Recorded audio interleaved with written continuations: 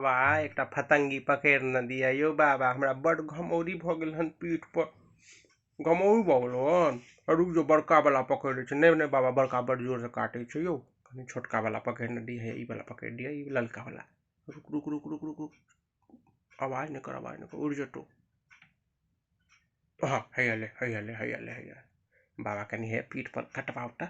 फोर्सी से भ गेल बड़ घमौरी भ गेल फोड़ दियो कनी कनी है रुक जो ला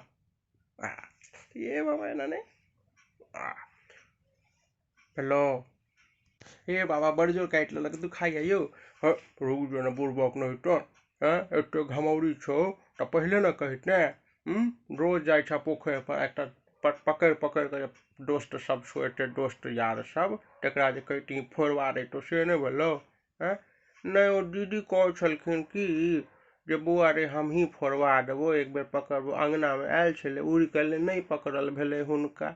आ तें दुआरे अहाँके कहलहुँ पोखर पर बाबा बड़का बड़का रहे छै यो